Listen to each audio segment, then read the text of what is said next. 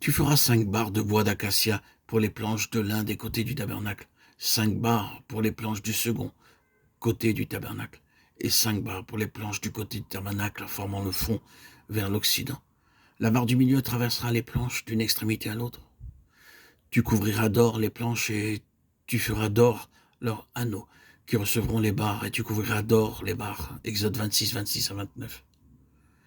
4 barres de bois unissaient les planches du tabernacle. Elles étaient recouvertes d'or, passées au travers d'anneaux d'or et se liaient ensemble. Ces 4 barres pouvaient être vues de l'extérieur. La 5e traversait les planches par le milieu, de bout en bout, et en maintenant le tout uni. Exode 26, 26, 29. Toutes les planches rassemblées parlent de l'Église à travers le monde. Ces 5 barres parlent des 5 liens spirituels qui lient les croyants ensemble. Pour avoir une réelle unité spirituelle dans l'Église de Dieu, il nous faut 5 choses.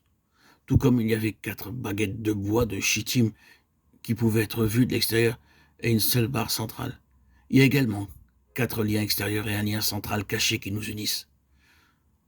Nous regarderons ces 4 liens dans un moment. Le lien central caché est la vie du Seigneur Jésus-Christ qui lie ensemble tous les croyants à travers le monde.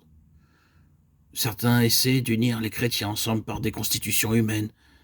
Aucune constitution d'église, pas même celle de l'église de n'importe quel contrée, continent du monde, et aucune constitution humaine, quelle qu'elle soit, n'a le pouvoir d'unir véritablement l'église de Dieu. C'est le flot intérieur d'une vie abondante dans le cœur du croyant qui nous lie les uns aux autres, et rien d'autre ne peut le faire. Si la vie du Seigneur Jésus-Christ coule en moi et coule en vous, nous sommes un. Si nous ne sommes pas vivants dans l'esprit, il y aura des désaccords et des factions. L'Église de Christ ne peut pas être unie par des lois humaines. Les constitutions sont souvent faites à cause de la puissance et de l'autorité qu'elles donnent. Une autorité semblable à celle de certaines sectes.